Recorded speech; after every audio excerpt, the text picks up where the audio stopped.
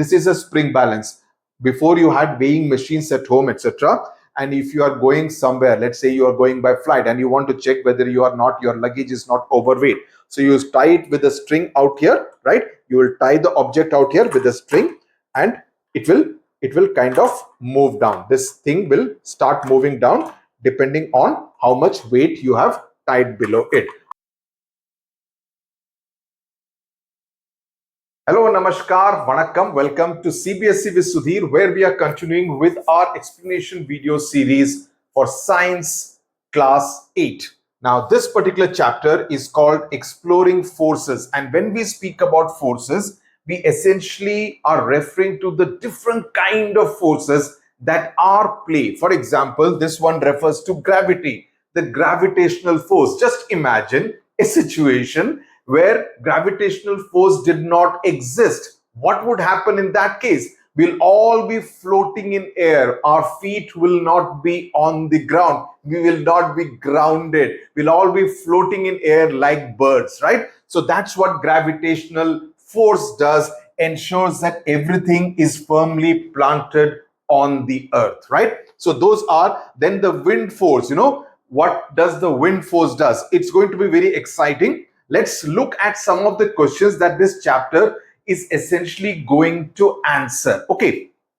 For example, why does it feel harder to pedal a bicycle when going uphill than on flat ground? For example, if this is a flat ground, you are cycling here or even walking, right? It's very easy. But the moment it is an uphill, there is a gradient, and then you have to walk or even pedal the bicycle, you will realize that you are needing to put in much more effort than it would be if it was a flat surface, right? Isn't that so? That's because you are working against the force of gravity. Like here you see, there is the gravity. The gravity is going down, right? You are going against it. You are trying to go up, like on the treadmill in the gym.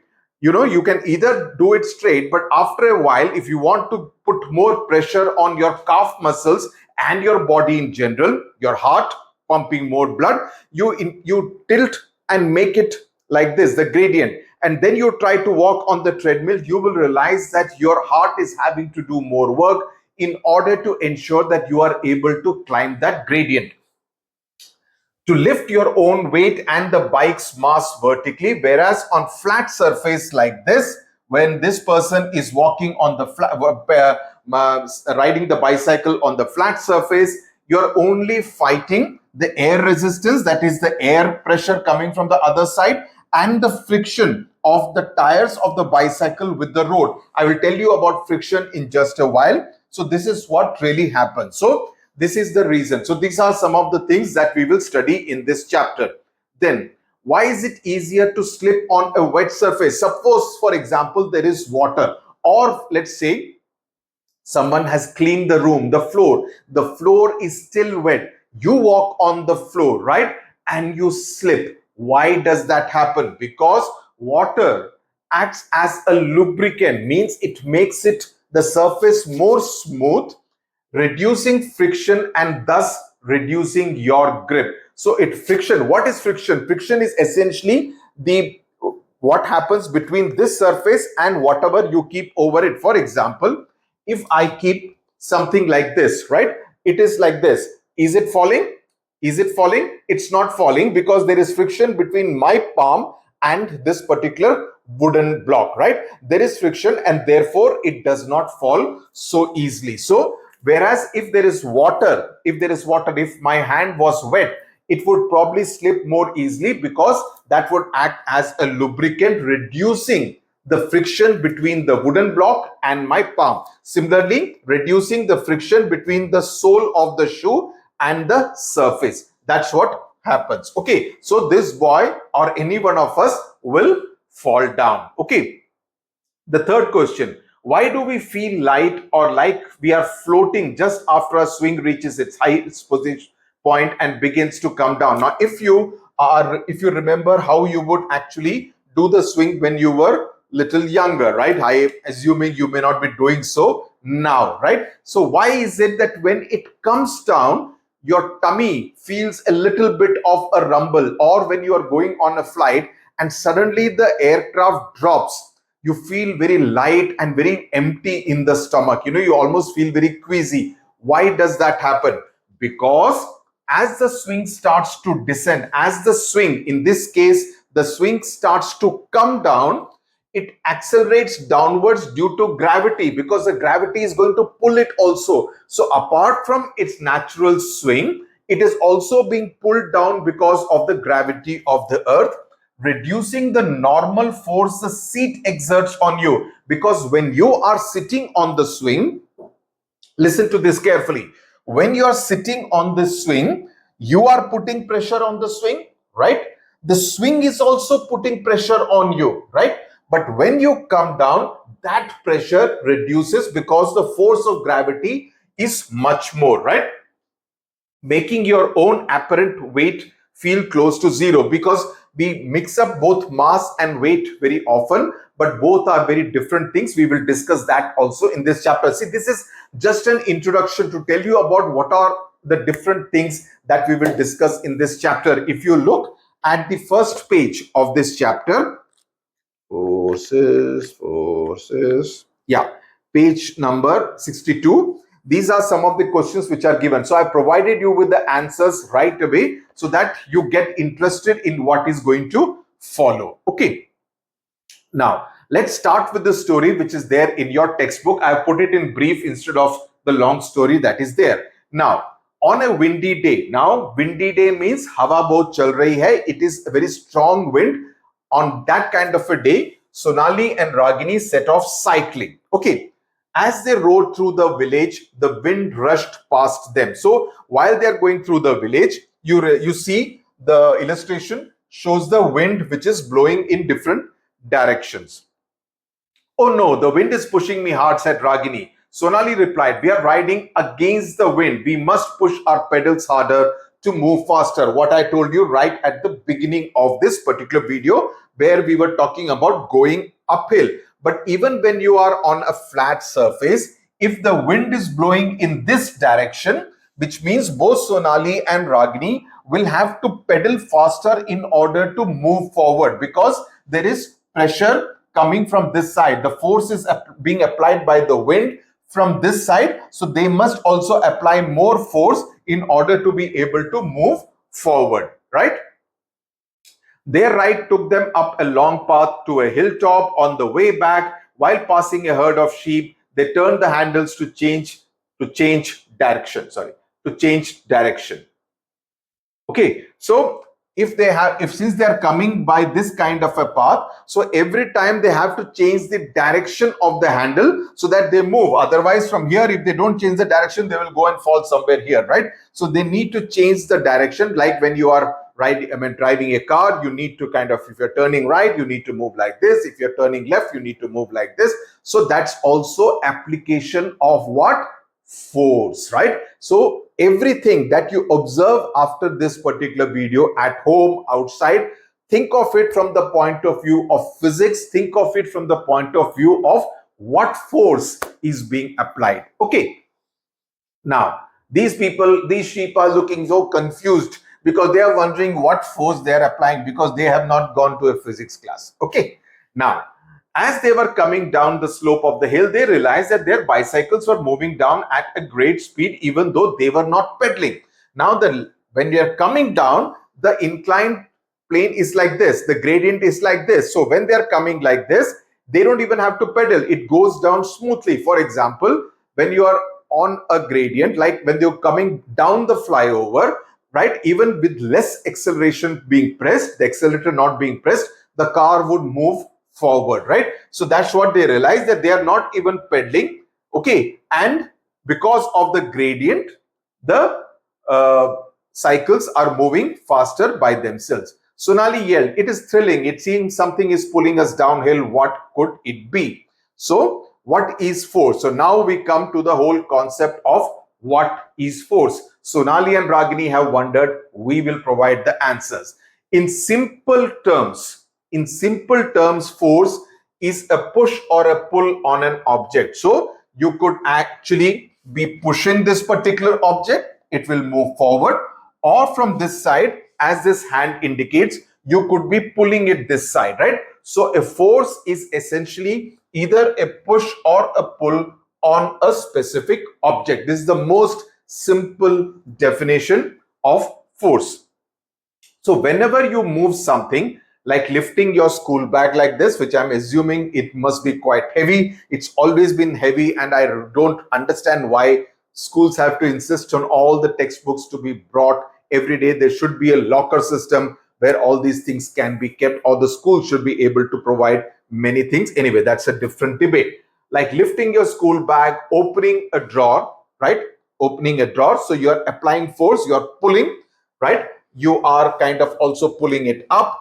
Or kicking a ball, you're pushing a ball, a football, you are applying a force. Is that clear? Great. Let's move forward. It's going to be fun. Everything, please remember, in life, everything in life is about physics. Some element or the other of physics which is applied. So if you start looking at everything from the point of view of physics, you will find it very exciting. Similarly, a lot of what you see around the world is about geography. So if you start looking at it also from the point of view of the soil, the water, everything, different concepts of geography, you will find it very interesting and not find geography a boring subject. So let's look at the activity which is there. Take a large cardboard box, try pushing it, pulling it, like you're pushing the cardboard box, you're pulling the cardboard box, or you're lifting the cardboard box, right? You are applying a force to change its position. That is, its position is like this. You push it, it moves forward. You pull it, it moves forward. You lift it and take it to another place, right? You are kind of displacing it from the from the initial ground position to a particular height of, let's say, 3 feet or 4 feet, right? Now, what can a force do? Now, we have understood what is force. What is it that force can essentially do? Force is not just about moving things, it has several effects. No, it's not. I've told you the simplistic definition of push and pull, but force actually ends up doing much more than just pushing and pulling, and that's what we are going to study in this particular chapter. The first one is it can start a motion. Like, for example, this puppy dog, this cute puppy dog is pulling this particular carriage, right? So it is kind of taking it. So it is making, otherwise it will be fixed at one place, which means it will be stationary at one place. It is moving a stationary object when you push or pull. Simple, understood.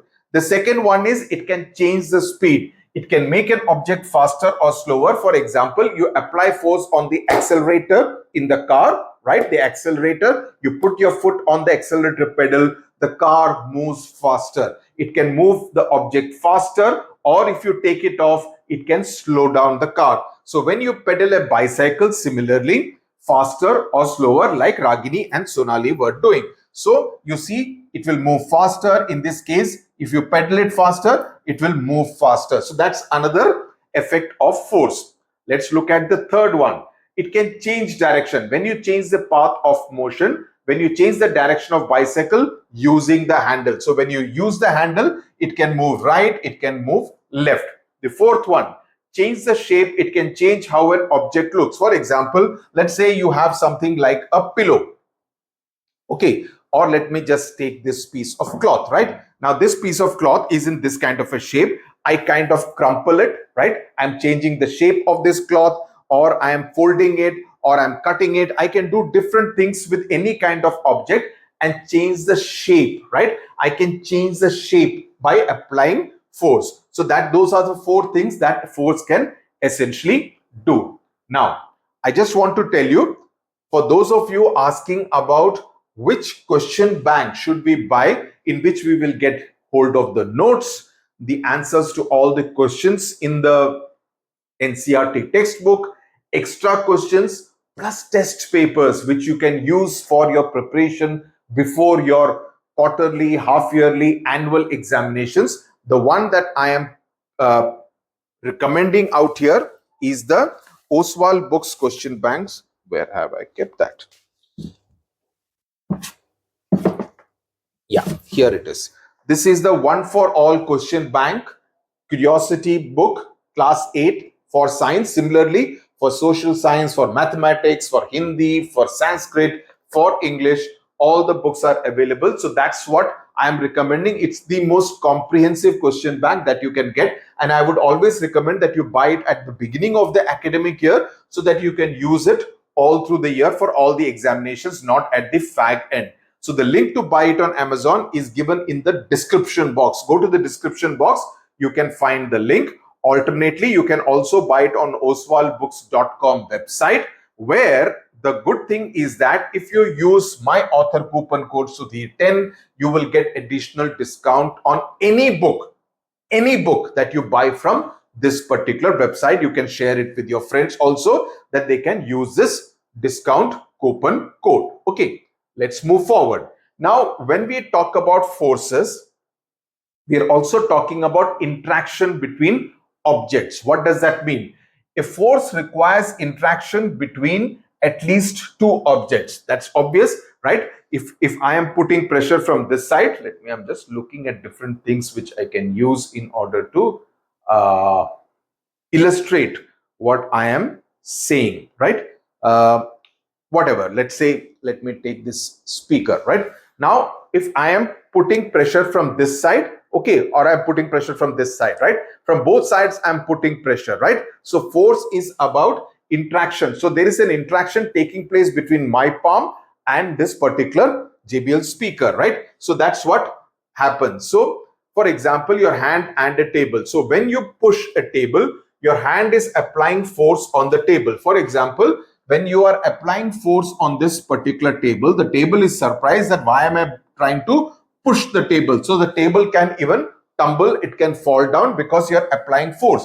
At the same time, because your hand is on the table is also applying some kind of pressure. There is interaction between this speaker and my palm, right? So force is also about this particular interaction.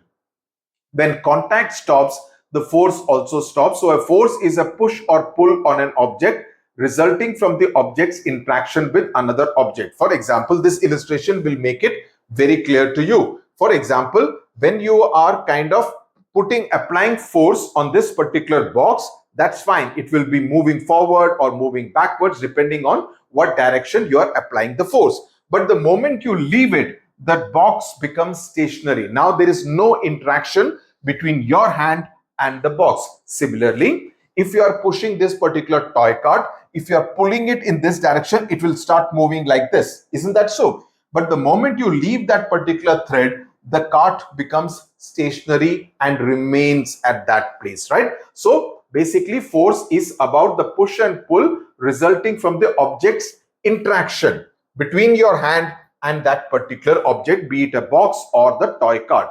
So the question is, why do we feel? You may ask, why do we feel the force on our hand? I mean, what's the reason we feel the force on our hand when we push the table?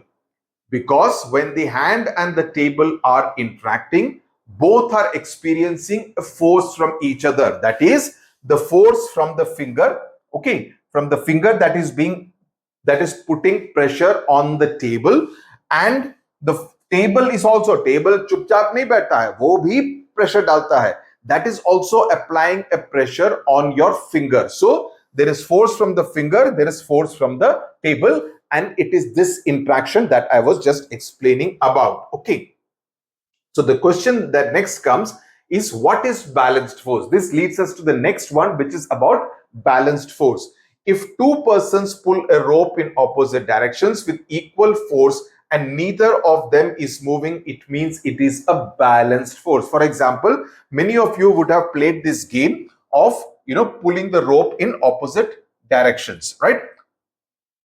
Sorry, in opposite directions, right? You're pulling it. Now, this boy is also pulling it. This girl is also pulling it. Now, if the force from the boy's side is less than the force applied by the girl's side, it will mean that the girl will be able to push the boy onto her side, right?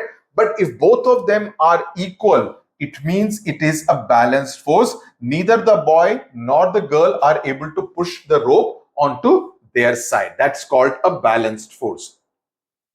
Now, the key fact which you need to know from the point of view of numericals, etc., that you will be solving later on in class 9, 10, etc., is that the standard unit of force is Newton, and its symbol is N in capitals. But when you write Newton, you write it with a small n, right?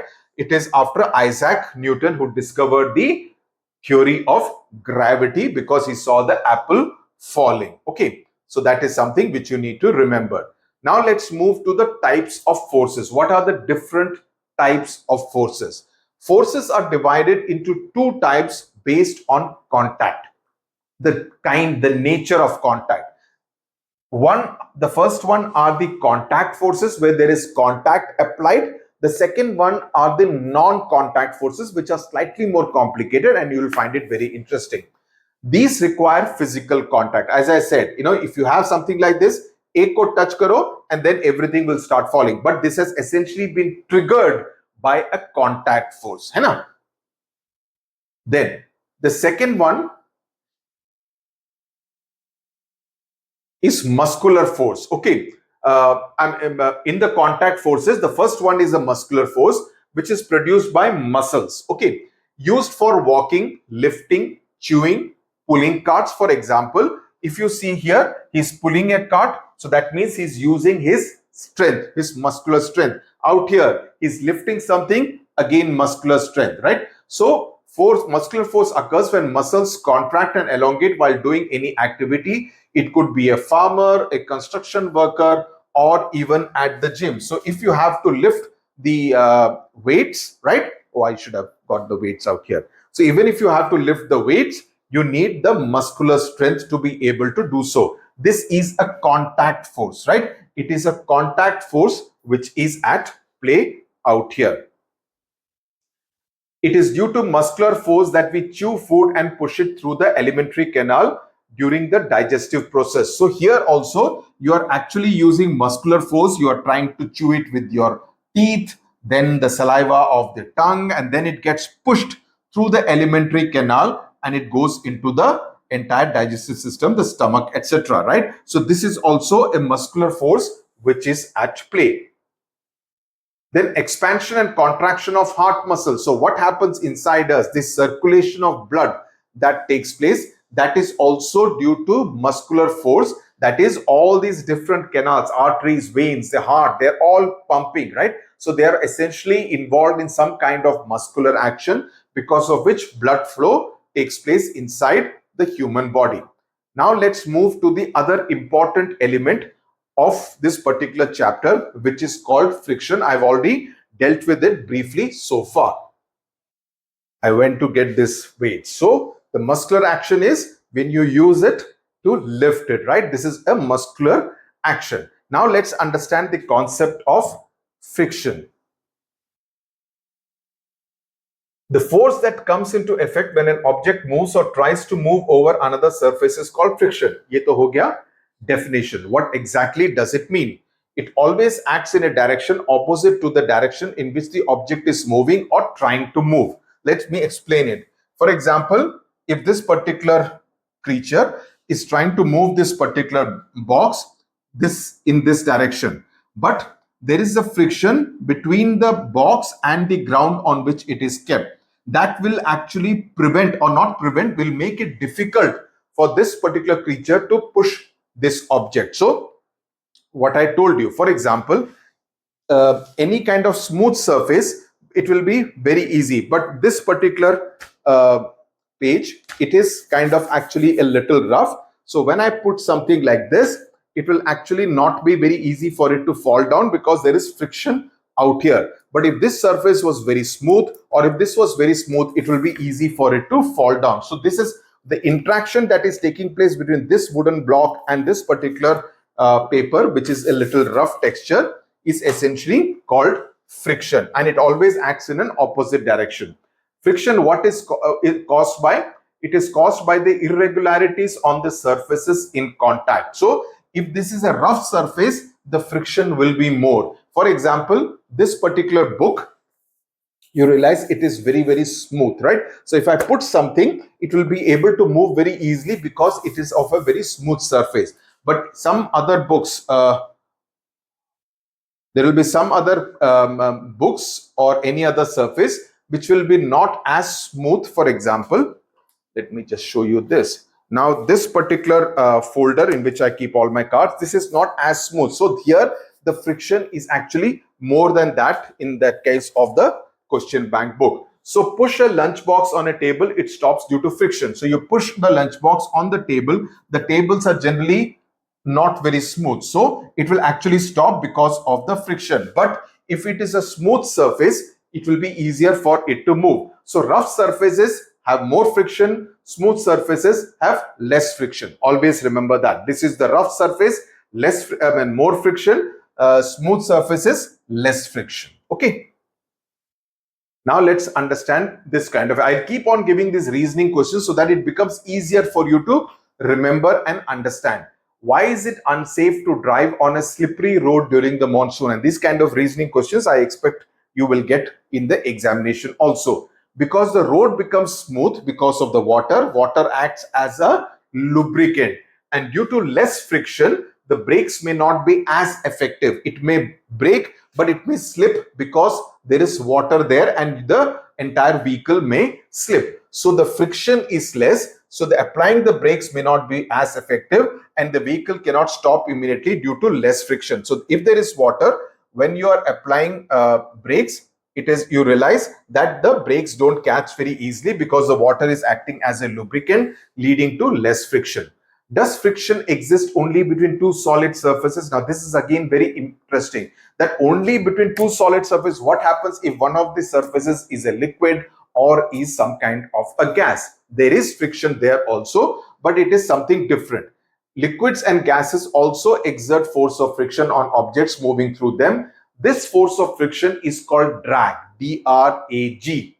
This is the reason why aeroplanes, ships and high-speed trains are designed with specific shapes. So if you see that, in fact, there is a very fascinating story about how cyclists' uniform were changed. Their attire was changed in such a way that you would counteract the force opposite, right? So here what you see, the air is kind of creating some kind of a drag, which is another way of saying friction. So the aeroplane will be always very sharp-nosed. Ships are always sharp-nosed. High-speed bullet train are always very sharp-nosed so that you can go through it fast. So that is the whole idea. If it was a wide surface, it will come and hit and it will not be able to move at a high speed through that, right? So they are designed with specific shapes to reduce the force of friction due to the air or water around them. So in the case of a ship, there is water. In the case of, both water and air. In the case of the aeroplane, there is again a lot of air. Okay. Then, is friction desirable? Now, that's another question that you may be asked.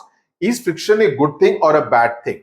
So, in the case of friction, the answer is both yes and no. Why do I say yes and no? Yes, because it prevents you from slipping. Otherwise, all of us will be constantly slipping if there was no friction. No, because it causes wear and tear, right?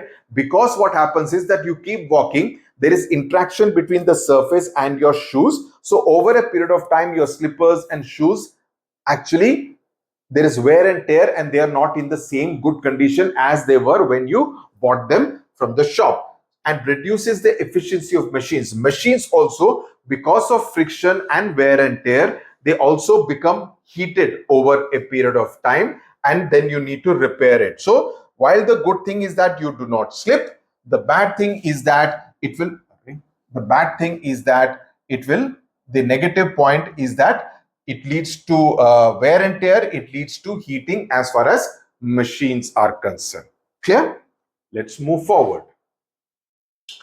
I just want to tell you that I expect all of you to subscribe to CBSE with Sudhir. The whole idea is to build a community together, because my whole effort is to ensure that you get quality learning in a language which you can understand, in a language in which you need to write your answers. So it makes it all the more easy. Otherwise, if you are listening in Hindi, then in the examination, you are translating it from Hindi or any other vernacular language into English and then writing. So you lose precious time. Whereas if you understand it in English, and I speak English slowly, simple English, it will be easier for you to understand. So share the videos with your classmates on your WhatsApp groups or whatever form of social media you are in, and definitely subscribe to the channel. Okay, let's now move forward to the non-contact forces. We have learned about the contact forces. Now let's understand about the non-contact forces. As is obvious from this term, it means these act without touching. That is, they are not in contact with each other, but despite not having contact, even without contact, they are able to exert some kind of force. They are forces whose effect can be experienced even if the objects are not in contact. And the examples for these are magnetic force, right? Electrostatic force and gravitational force, right? And we will be studying about them in this particular chapter. Now, what is a magnetic force? Okay, we studied about that in the electricity chapter, so you're already familiar with it. It is the force, and we have studied about this even in class 6. It is the force exerted by a magnet, you know about a magnet, on another magnet or magnetic material. For example, if you have a magnet and you keep an iron piece nearby, it will get attracted, it will stick to it, right? It is a non-contact force, since a magnet can exert a force from a distance without being in contact. So the magnet does not have to directly come and touch it. Even if it is at some distance, this magnetic force will ensure that these iron nails come and get stuck to it immediately. So it is a non-contact force. So since like magnetic poles, that is north and north, south and south, they repel each other. They will not come. They will move away from each other. But north and south, unlike magnetic poles, attract. Magnetic force can either be attractive or repulsive. So it can be north and north will repulse, south and south will repulse, north and south will attract. So it can be both attractive and repulsive forces. Then next, let's move to the electrostatic force. What exactly is electrostatic force? I don't know if you have experienced this ever. Anyway, I'll explain to you with the help of examples so that it's easier. Now, when two items of a given material are rubbed together, electrical charges form on their surface. I don't know if you have ever experienced it. I experience this quite often. Like sometimes when you shake hands with somebody, you feel sudden shock. That is essentially some kind of a static electricity is being generated. Okay, बीच में मुझे बहुत होता था, उसके बाद से मैंने नमस्ते करना शुरू कर दिया. I found it safer because suddenly you get a shock otherwise, right? So when two items of a given material are rubbed together, electrical charges form on their surfaces. Static charges are those that do not move on their own. The object that acquires static charges is called a charged object. What exactly do I mean by that? So if you actually use a comb and you rub it on some kind of an oily surface, and then you rub it on your hair. I can't do it here, but if you rub it on your hair on which it may there some bit of oil may be there, then you kind of have pieces of paper. You will realize that the comb is able to attract those pieces of paper. So let's actually do this particular activity 5.6. Okay, 5.6 is here. Yeah, this one. Okay, 5.6, what you do is take a plastic scale or a plastic straw, a piece of polythene and small pieces of paper. Rub plastic scale straw vigorously with polythene. Do not touch. This is an activity which I would want you to do so that you are able to practically demonstrate and see for yourself what happens. Do not touch the rub part with your hand or any metal object. Now bring it close to small pieces of paper like this, the scale or the comb. Even with the scale you can do it. Now bring it close, you will realize that the paper pieces get pulled towards a plastic scale when it is brought close to the paper pieces. Why does it happen is what you need to understand.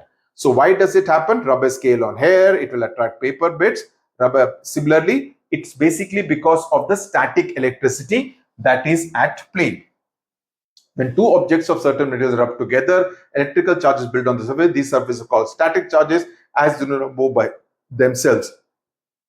So static electricity is being produced, and that is what causing the paper pieces to be attracted to the scale or the comb.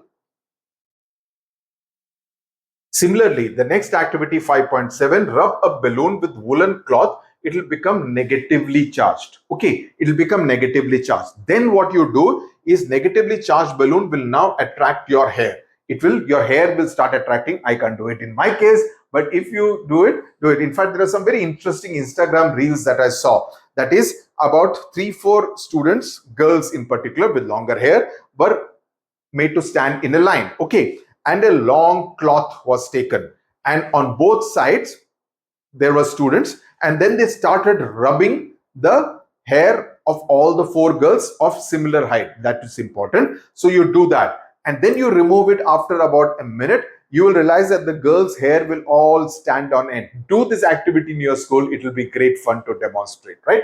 So then bring 2 such balloons closer to each other. They will repel because both of them are now negatively charged.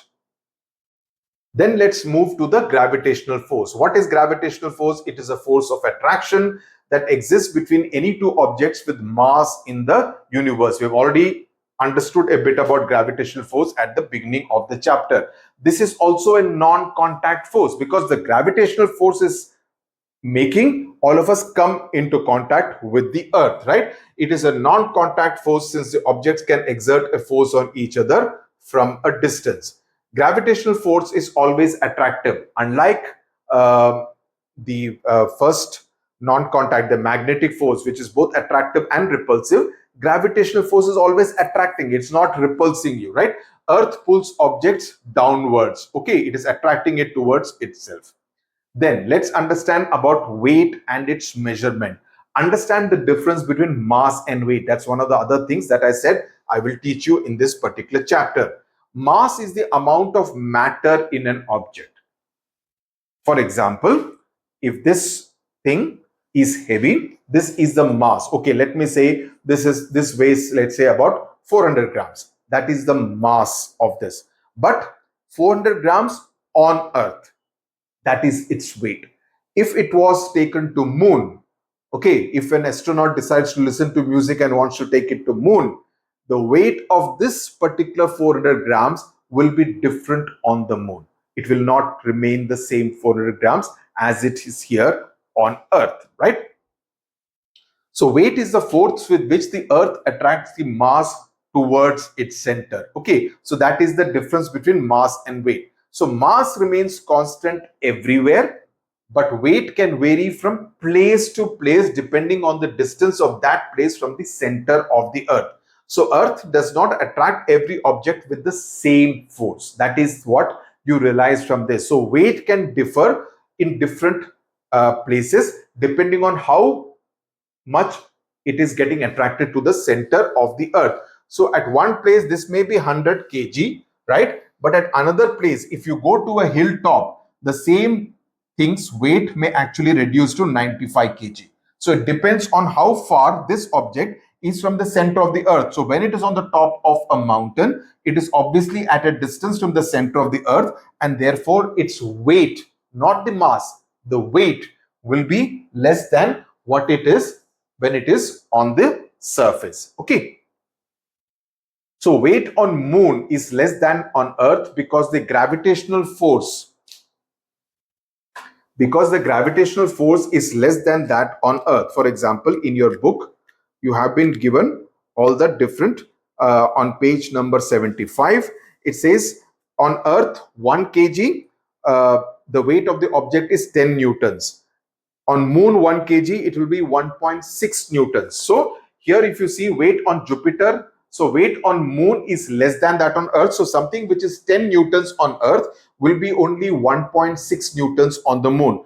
It will be 3.8 newtons on Mars. It will be 9 newtons, almost same on Venus. But on Jupiter, it will be 25.4 newtons, right? So the weight is differing in each one of the cases, right? So whether you are on Earth, on moon, or on Jupiter, you can see that particular table on page 75 and you will understand. Let's look at activity number 5.9. Now here we are talking about a thing called the spring balance. So this is something which I have, so I got it. This is a spring balance. Before you had weighing machines at home, etc., and if you are going somewhere, let's say you are going by flight and you want to check whether your luggage is not overweight, so you tie it with a string out here, right? You will tie the object out here with a string, and it will kind of move down. This thing will start moving down depending on how much weight you have tied below it. So this is what is the spring balance. So this is what is called the spring balance. If you have it at home or in your laboratory, you will be able to see it for yourself as well. So with a spring hang different piece size of small rocks. So this is a spring balance.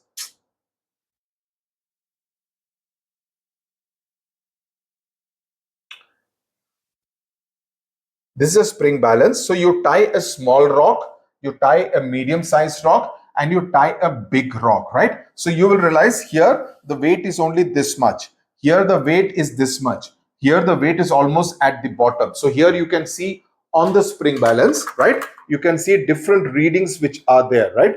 The spring balance, and you can say that, okay, I am carrying 5 kgs weight.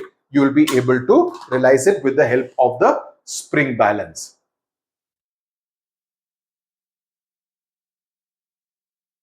So activity number 5.11, let me just go through this. Sure.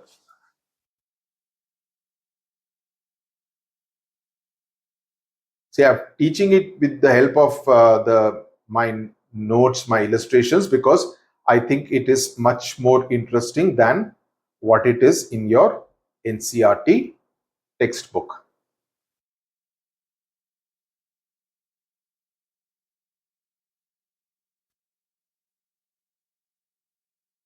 Khulja Sim Sim. Let's go to, this is the table that I was referring to, which you can see in your textbook. Okay. 5.11 I have to say.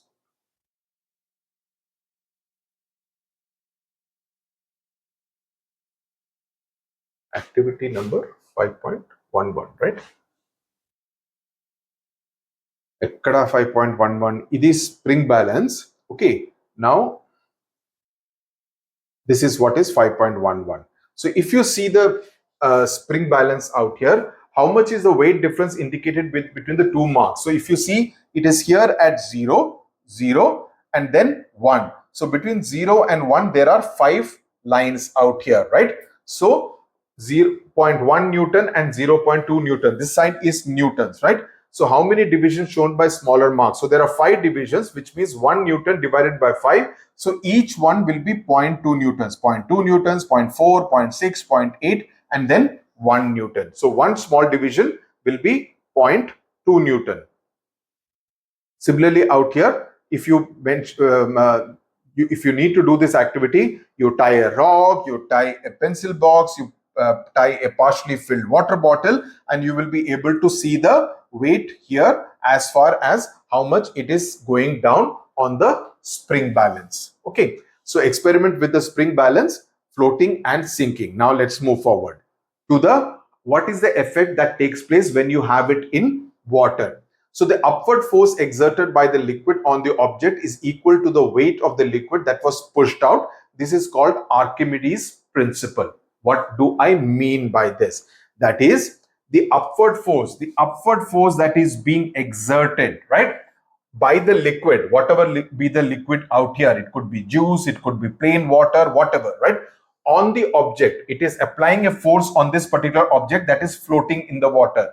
It is equal to the weight of the liquid that was pushed out, because when this particular liquid object is being put here, it is pushing out some water from that particular container, right? So this particular upward force that is being exerted, that is equal to the displaced liquid, the liquid that has been displaced to make way. इसके लिए space बनाने के लिए जितना पानी बाहर निकाला है, that is what equals the force. Okay, so that is what, and this was discovered by Archimedes.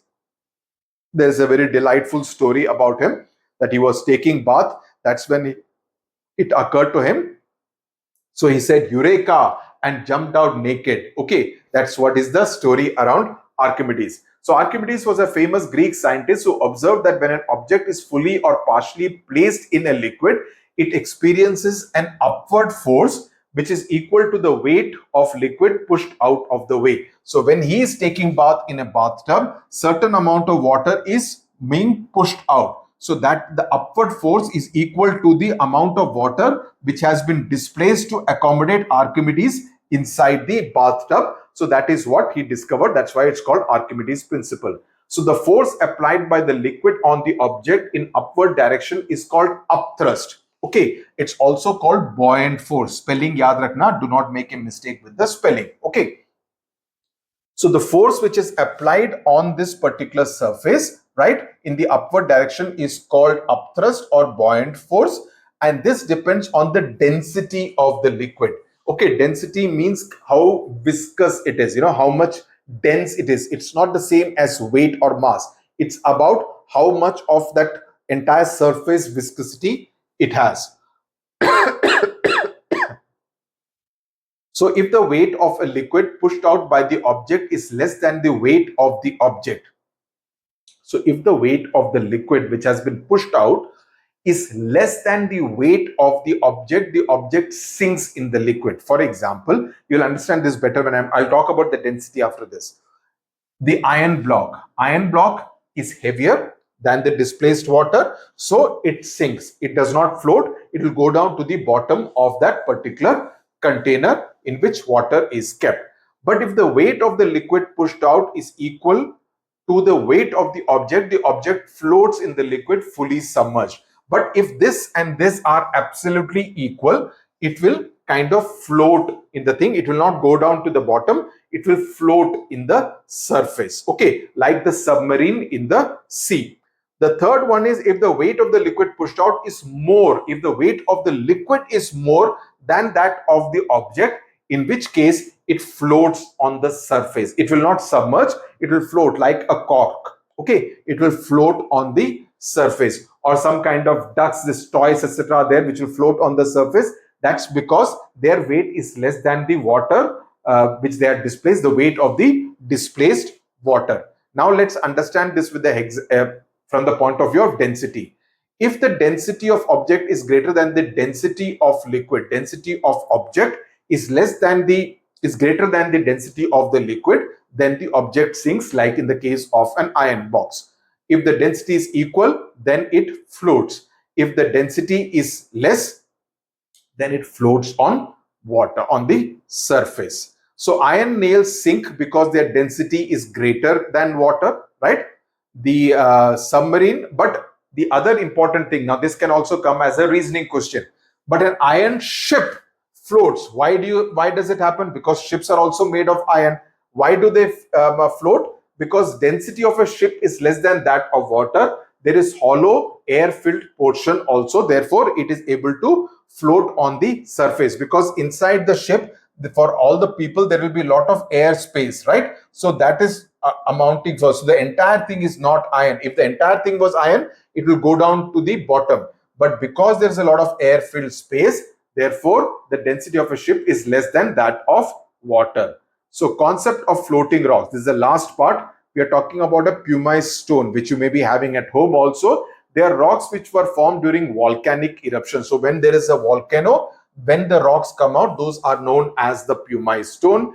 Now, while the density of a normal rock will be more than that of water, in the case of pumice stone, when lava with lots of gas and water vapor cooled quickly, it trapped gas bubbles inside. So there are air bubbles inside, as a result of which the density of pumice stone is not more than that of water, unlike a normal rock. So this makes the pumice stone light and porous, and due to the air-filled pockets, the average density of pumice becomes less than that of water, and therefore it is floating in the water, unlike this iron, unlike the normal rock which goes completely to the bottom of the surface. Okay, with this, I've come to the end of this chapter on exploring forces. I hope this chapter is absolutely clear. In a separate video, I will do a test paper video which will include some of the important questions given in your NCERT textbook.